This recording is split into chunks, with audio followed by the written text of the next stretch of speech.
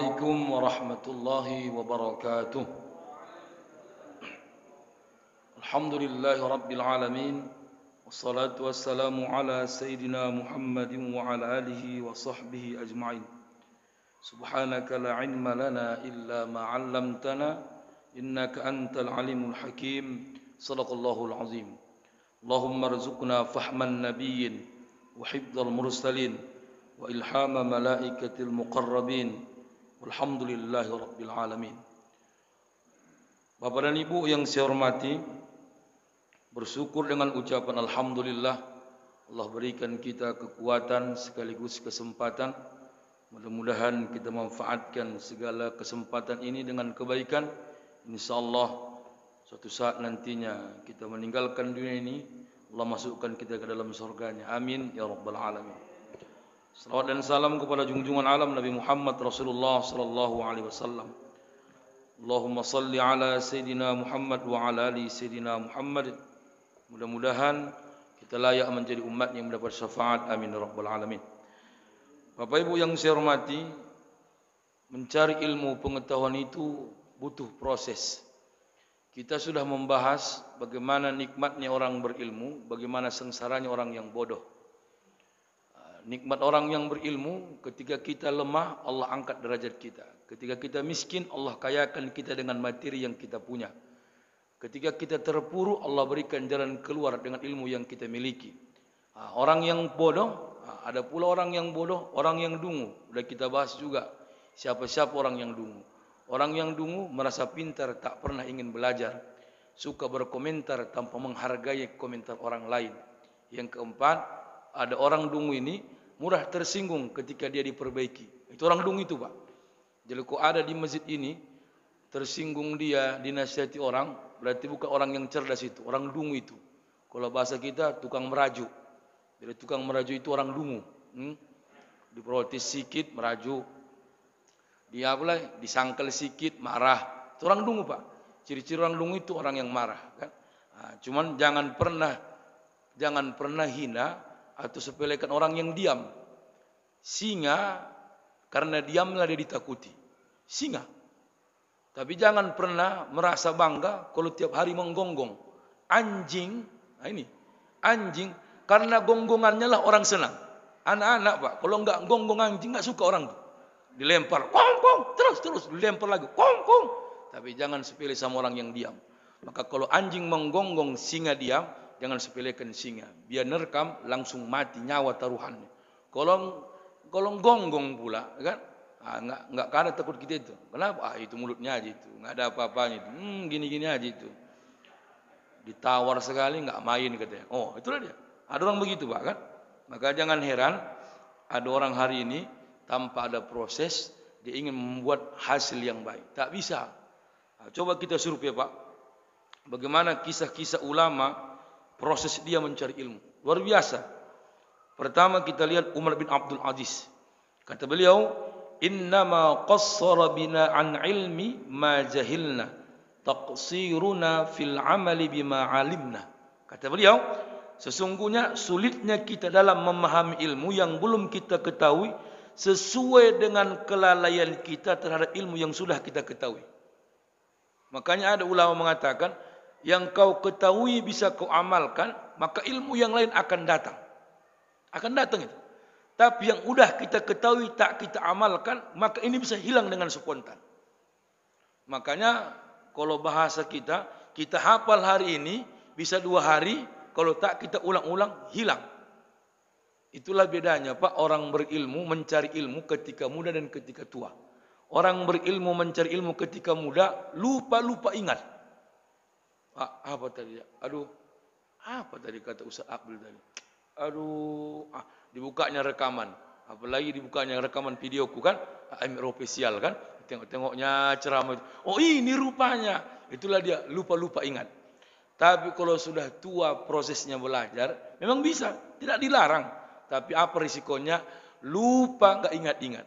Sampai mati pun, aduh, apa ya? Diam kau pun ganggu kau.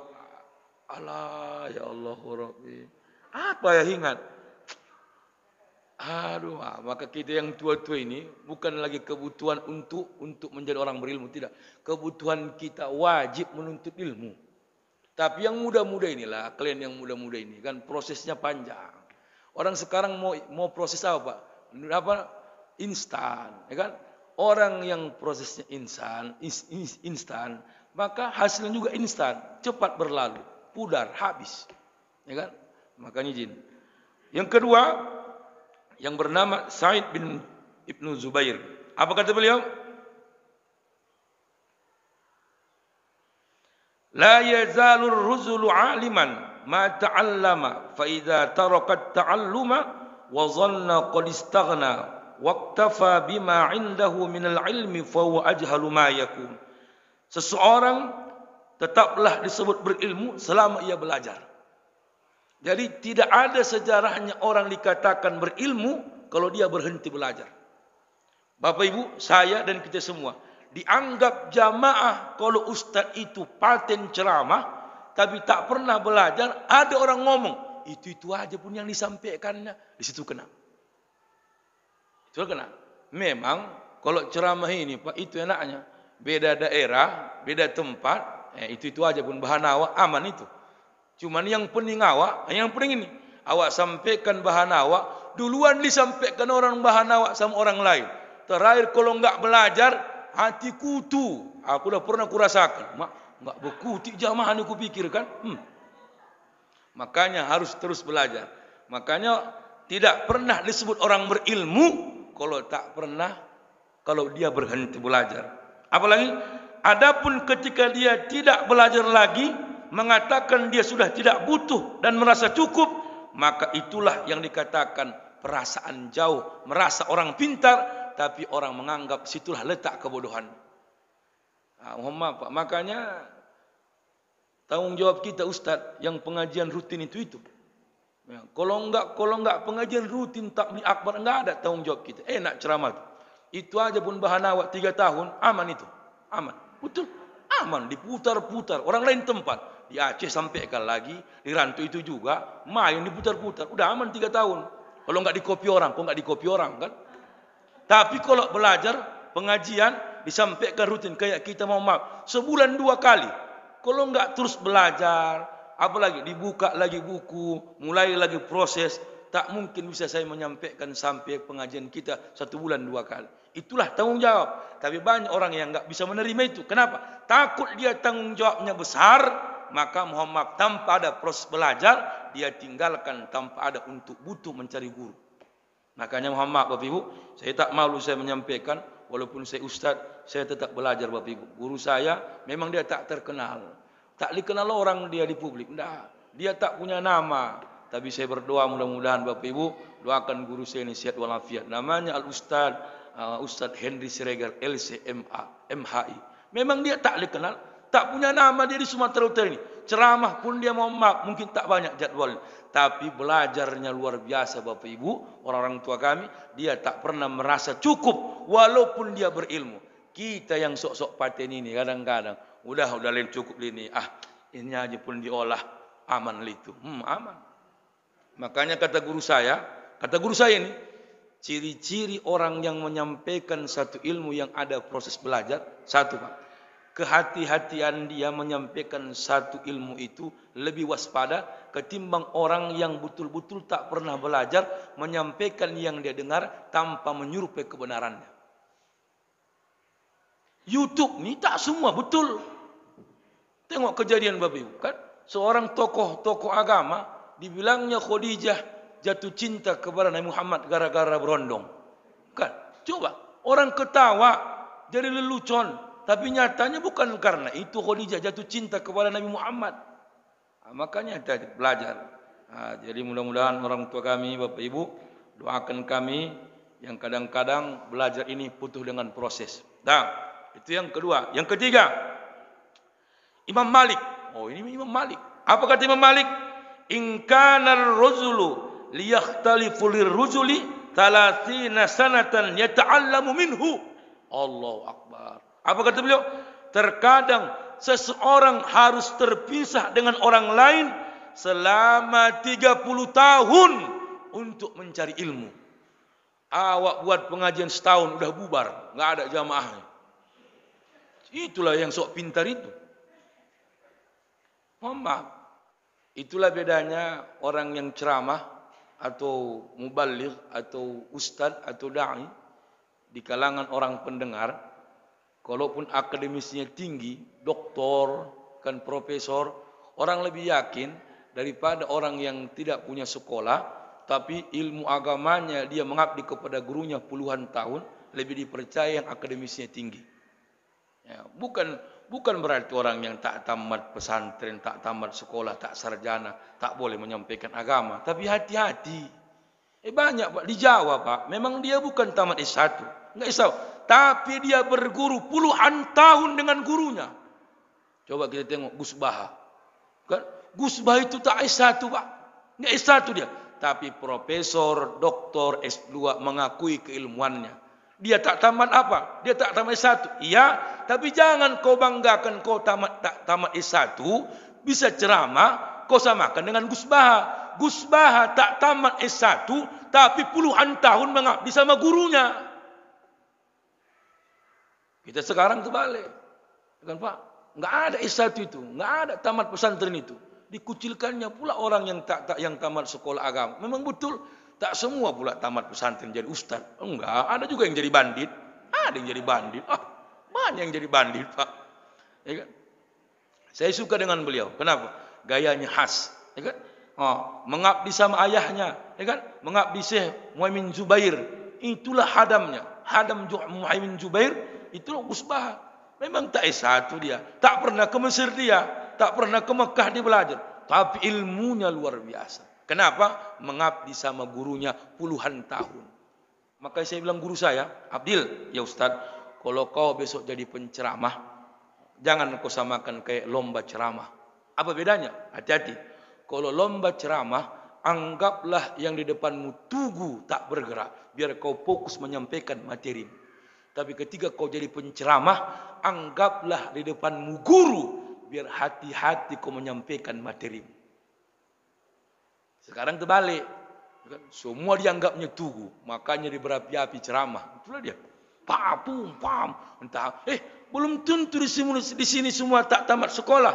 Di mana-mana kita ceramah di daerah, ada yang nampak pakaiannya biasa, pakai tangan, rupanya tamatan Mustafawiyah, rupanya tamatan Mesir, hafal Quran 30 juz. Memang gayanya tak nampak kayak ulama, karena tak hati-hati kita. Memang enggak diprotesnya kita di atas mimbar, tapi senyum dia. Tak apa-apa kau sampai. Ginilah pula yang kalian undang, kata dia pula. Ini Muhammad. Maka Imam Malik, kata beliau, ada orang rela berpisah dengan keluarganya selama 30 tahun.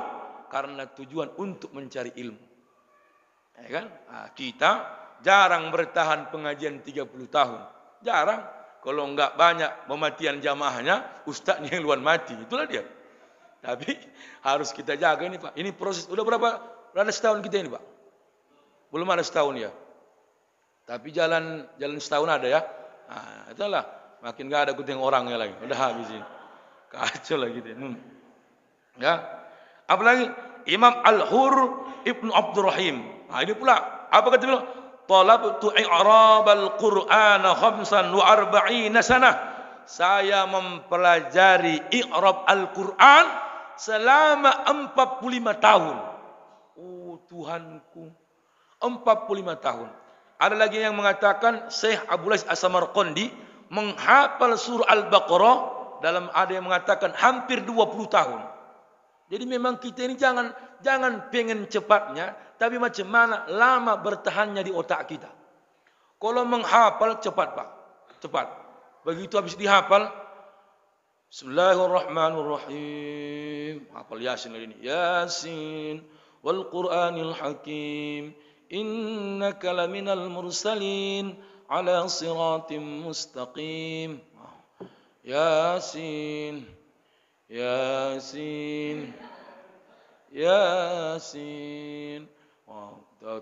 Tutuplah matanya. Pikir. Rupanya tertidur dia enggak dapat-dapatnya. Makanya ulama-ulama dulu Muhammad tak ada yang gemuk macam aku ini Pak. Kenapa? Tak sempat memikirkan makan, memikirkan belajar. Awak belajar sambil makan, makanya badan kembang kan. Itulah beda. Makanya ulama-ulama dulu banyak yang sakit mah. Sakit mah. Ada yang sakit lambung. Kenapa? Bukan berarti tak ada lagi ingat orang untuk makan. Saking nikmatnya belajar itu. Kan? Nikmatnya belajar itu. Mohon maaf, Pak. Dah. Itu proses belajar. Yang kedua, proses membaca penuh dengan perjuangan. Ini yang kedua. Apa itu? Ini ada orang pengen mencari ilmu tapi tak pengen berkorban dari apa yang dia dapatkan. Makanya kata ulama, jangan kau takut habis hartamu kalau yang kau habiskan untuk ilmumu, maka Allah ganti nanti hartamu ketika kau dapatkan sebuah ilmu dari apa yang kau korbankan. Sekarang terbalik, ya kan? Beli buku pun payah, ya kan? Beli buku pun payah. Apalagi Bapak Ibu, pakai internet pun Muhammad asalkan jumpa kawan, hotspot aja. Ngisi pun nggak mau, nggak pernah hasil hotspot, ya kan? Isi lah entah 22 giga, cari artikel itu, ya kan? Asalkan jumpa, perlu perjuangan lah, perlu perjuangan kan? Ya, jadi makanya Bapak Ibu orang tua kami, makanya belajar itu satu perlu media.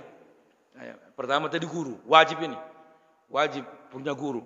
Kalau tak punya guru kita, secerdas apapun kita, maka guru setiap yang kita baca, kita analisa sendiri dengan pikiran kita, bukan karena kecerdasan kita, itu karena ada setan yang menjawab setiap masalah kita. Itu bukan guru. Kita baca, oh begini maksudnya ini. Salah. Berarti jawaban itu hanya ajakan dari setan. Dan yang kedua apa? Media, buku. Ini perlu. Ulama-ulama dulu, hartanya itu setiap sudut rumahnya itu, Allahu Akbar, tempat tidur dia, tempat bermain dia, tempat bercanda dia, tempat menangis dia, buku. Kenapa Ustaz bilang tempat bercanda dia buku? Dia baca kisah-kisah menarik, membuat dia bahagia, dia tertawa. Dia baca kisah-kisah muhasabah, karya-karya ulama-ulama salaf yang membuat dia sedih, mengkoreksi dirinya, memperbaiki apa yang sudah dilakukan dengan masa lalu dengan kesuraman, menetes air mata dia. Kita sekarang tidak. Kita tidak mau mencari media yang lebih afdol, lebih fakta dan lebih akurat, buku. Sekarang di mana orang lebih mau nengok? Orang sekarang lebih mau nengok bukan media apa? YouTube. Silahkan boleh nengok YouTube, boleh. Silahkan. Ya kan? Tonton aja itu Pak, tonton. Tapi buktikan dan analisa. Kadang-kadang ini masalahnya. Saya sampaikan ini. Dalam kitab Adabud Dunya wad Din yang ditulis Hasan Al-Mawardi, begini. Datang Ustaz mengutip kutipan ini yang tak dibuktikannya ada kitabnya, lalu dia sampaikan. Inilah satu kebodohan yang merusak seorang yang berilmu menyampaikan kebenaran. Itu dia. Saya pernah diprotes orang dalam kitab Ar-Raudul Unuf yang ditulis Imam As-Suhaili. Ada orang bilang, ada kitabmu. Alhamdulillah Pak, besoknya saya bawa. Ini kitabnya. Ini kitab Sarah Ibni Hisam. Baru dia diam. Kenapa? Karena sekarang banyak orang ingin menjatuhkan. Menurut dia, kita tak punya apa yang kita sampaikan. Maka hati-hati. Hati-hati. Kalau mau menyampaikan satu keilmuan, buktikan media buku yang sudah kita punya. Jangan pula aku sampaikan dalam kitab ini. Ternyata kitabnya pun enggak ada. Disampaikannya. Oh banyak orang situ sekarang. Banyak. Banyak begitu kan. Oh, begini. Saya pribadi enggak bohong saya Pak. Enggak bohong saya. Sebelum saya ceramah, saya ketik nanti bahasa Arabnya. Saya kirim sama sahabat saya tadi. Ustaz, macam mana kira-kira artinya Ustaz? Begini. Ini sudah kuartikan. Cocok enggak begini cara menyampaikan? Kurang cocok. Begini yang enak menyampaikan. Itulah dari Ustaz Henry. Enggak malu saya menyampaikan itu. Kenapa? Timbang salah aku sampaikan menurut akalku, belum tentu yang ku baca sesuai dengan kemauanku. Entah salahnya, aku yang rusak. Dia pun malu karena ku bawa nama dia. Sekarang banyak orang begitu. Mengangkat namanya biar dikatakan berilmu, diangkatnya nama gurunya, tapi tak sesuai yang diajarkan gurunya sama diri dia. Nah, jadi kalau bapak mau ceramah Pak, udah bisa bapak bilang dalam kitab Adabud Dunya wad Din. Dari mana kau dapat? Ustaz Abdil. Setiap malam Selasa, kedua dan keempat. Udah cocok. Itu kan betul Pak kan? Wirid bisa lah, wirid, akikah bisa itu kan? Di situ dia bilang orang saya, Ustaz tamatan luar negeri? Enggak, cuman guruku tamat di sana. Aku tak jebol dulu Pak. Pernah ngetes. Ngetes pernah. Tak jebol. Pahit. Awak gelap lah kan. Bahasa Inggris tak terjawab. What's your name? My name is. How do you do? How. Apa yang how kan? Dah. Ibnu Abdul Barra. Oh, nama aku pula ini. Ibnu Abdul Barra menyebutkan ni'mal muhaddisu wal jalisu kitabun. Teman duduk dan bercengkrama yang baik adalah kitab. Takhlu bihi in malaka al-ashab. Tampangnya kesepian meski tak mempunyai teman. Bahagia kita kalau ada buku, ada teman kita bercengkrama walaupun tak banyak sahabat kita. Kadang-kadang karena banyaknya kita bersahabat dengan manusia, tak sempat kita membaca buku, itu juga menggelisahkan hati kita. Maka kadang-kadang Pak, handphone ini bahaya. Kadang-kadang awak lain perasaan orang, lain. Awak duduk 3 orang, 1 bercakap, 2 tunduk ke bawah semua, tunduk. Pikir awak membaca buku, rupanya membaca WA. Awak pun bercakap, tak lagi diopininya. Itu kurang beretika.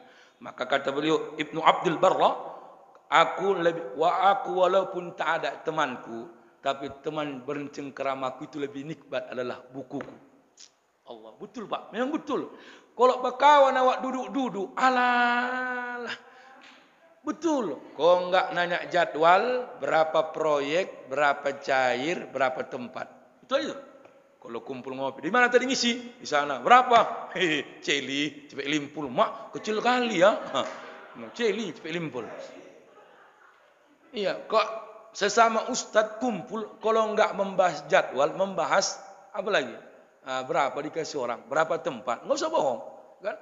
Jadi kalau duduk sendiri kita dengan buku-buku kita, nikmatnya luar biasa. Nikmat. Maka coba lihat ulama-ulama sekarang. Saya pernah melihat foto seorang ulama besar namanya Muhammad Ali As-Sabuni. Menulis kitab Sofwatut Tafasir. Ya Allah, semua keliling tempat bukunya itu, tempat perpustakaannya. Nikmatnya. Udah tua, udah meninggal. Setahun yang lalu, ulama besar penulis tafsir Pak Muhammad Ali As-Sabuni. Saya tengok, Allah, nikmat dia menulis. Ada fotonya itu viral. Tua dia, tapi menikmati teman-teman bukunya. Makanya, apa kata ulama? Semakin banyak kau kenal kepada manusia, semakin kau akan mengetahui siapa pribadi manusia yang kau kenal. Tapi semakin banyak kau kenal buku yang ditulis oleh ulama, maka kau akan mengerti siapa kau sebenarnya. Pandangan manusia terhadap diri kita itu belum tentu pasti nyata. Tapi pandangan ulama setiap tulisannya itu pernah jadi alaminya. Makanya ulama-ulama menulis itu yang dialaminya. Maka itulah yang kita ambil dengan pengalaman kita. Kan? Makanya siapa yang banyak kenalan sama orang, maka kita akan pengen tahu siapa karakter orang itu. Tapi semakin sedikit kau ingin kenal orang lain, maka sedikit yang kau dapatkan dosa dari pribadi orang lain. Kalau bapak enggak kenal saya, bapak enggak akan mau tahu siapa saya. Tapi semakin bapak kenal siapa banyak orang, pasti akan tahu siapa itu. Ustaz Abdil. Dari mana itu? Ceramahnya entah apa-apa aja. Cuma itulah pula. Nggak enak pun ceramahnya entah apa-apa. Banyak pula orang pakai dia. Ada hal begitu. Yang ngomong ini berarti kenal sama saya. Orang yang nggak kenal tadi di sebelahnya, dia nggak open, dia nggak dapat dosa. Tapi yang pengen mau tahu, siapa Ustaz Abdil? Nggak tahu kok. Ini YouTube-nya Aimir Office ini kalau ceramah, pedas sekali mulutnya ini. Pedas sekali bertahu. Lah, ini yang ngomong begitu pasti yang sudah kenal sama saya. Maka bapak, semakin bapak kenal saya, semakin banyak dosa bapak ketika menyampaikan keburukan dari saya. Makanya waspadalah. Manusia ini kalau enggak sanjungan, hinaan, itu adanya itu. Selama aku dipakai di sini, pasti dibilang yang baik-baik. Ketika tak dipakai lagi nanti, itu cari yang besar itu. Mana mau dia salam, katanya lagi itu. Itu akan kita tunggu nanti ucapan-ucapan itu.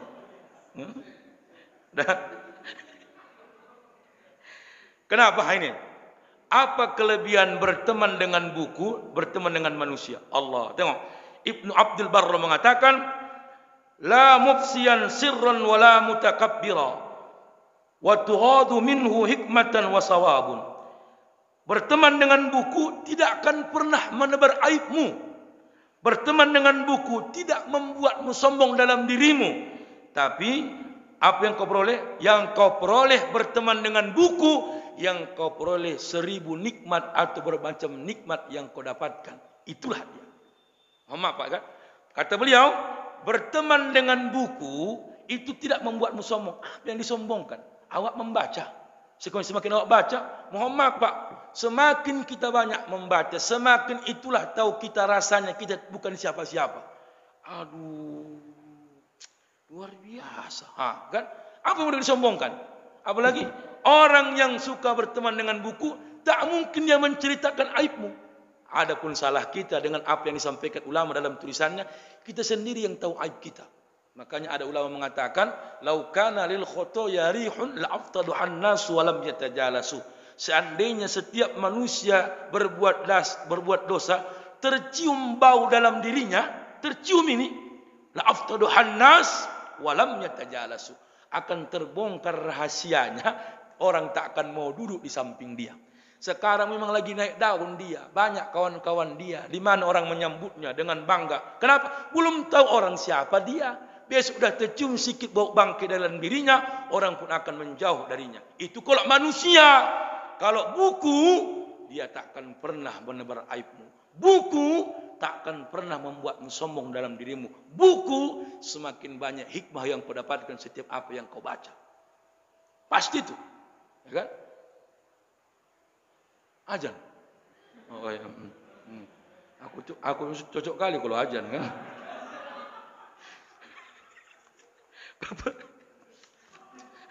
Bapak Ibu yang saya hormati, maka mohon maaf, apalagi yang harus kita jadikan sebagai pelajaran hidup kita.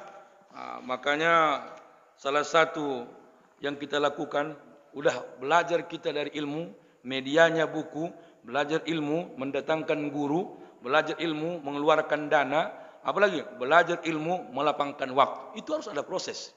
Makanya Imam Syafi'i mengatakan, etika belajar itu harus ada yang harus kita siapkan. Pertama, isbir ala murril jafa min muallimin. Sabarlah kamu akan pahitnya seorang guru. Nah ini, pahitnya seorang guru ini apa? Nah ini, saya pernah di pesantren dulu, ciri-ciri guru ini ada 3. Pertama, ada guru yang menunjuk kesalahan muridnya tanpa menyudutkan. Ada. Kau enggak boleh kayak gini, nak ya. Kau yang betul begini. Kau enggak cocok cara kau tadi. Begini-begini yang cocok. Makanya guru dulu menyampaikan kesalahan terhadap muridnya tanpa menyudutkannya. Tanpa menyudutkannya, kan? Mudah-mudahan nanti nak, kalau betul-betul harus belajar kau, bagus menghafal kau, jadi hafal Quran kau nak ya. Ya Ustaz, ada. Yang kedua, ini pula ada guru memang enggak open dia. Enggak ada open dia. Mau macam mana pun muridnya, mau macam mana pun bodohnya, mau macam mana pun enggak dapat hafalannya, yang penting disampaikannya apa yang sudah menjadi kewajiban. Tapi guru yang paling bermanfaat, ini yang ketiga. Ada rasa resah setiap yang disampaikannya terhadap orang yang menerima ilmunya, tak berubah perilakunya. Inilah kegagalan yang nyata. Kami ini Pak, seorang penceramah, guru, muallim, bukan terbukti banyak jamaahnya, banyak undangannya, banyak jadwalnya, tapi keberhasilan seorang guru berubah jamaahnya.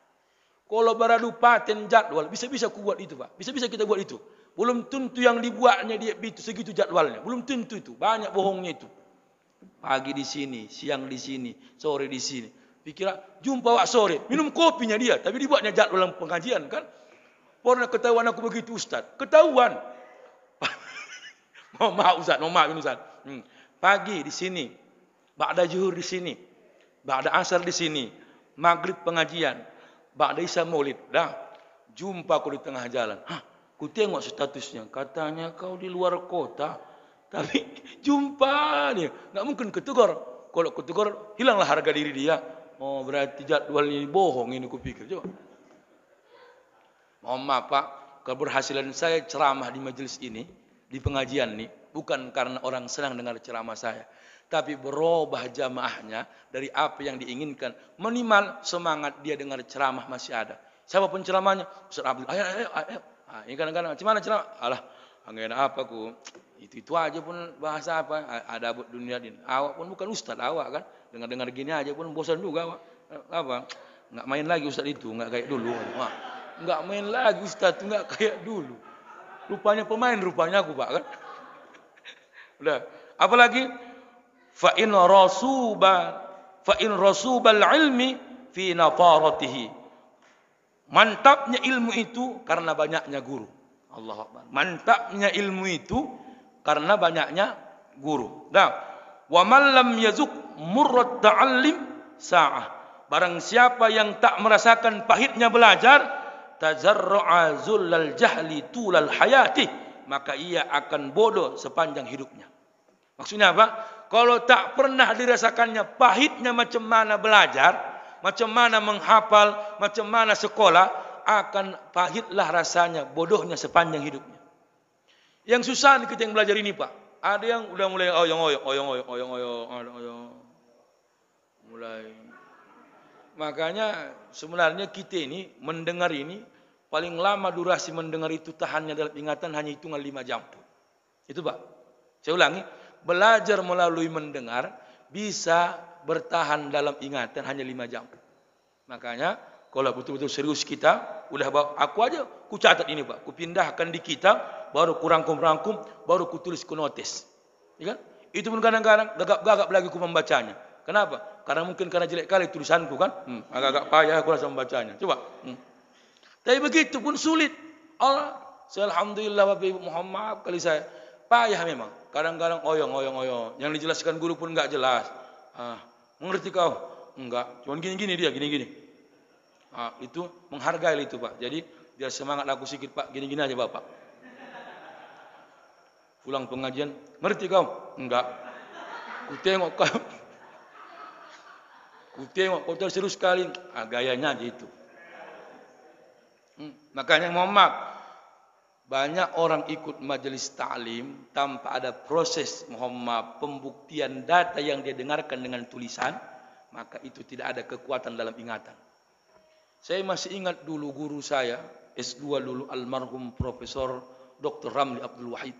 Beliau ahli hadis. Beliau mengatakan, dia kalau belajar, mengajar, tak mau pakai laptop, enggak mau pakai tab, enggak mau pakai fokus. Marah dia itu kalau ada orang Muhammad Ustaz menulis catatan dalam handphone, menulis catatan dalam laptop, marah kali dia.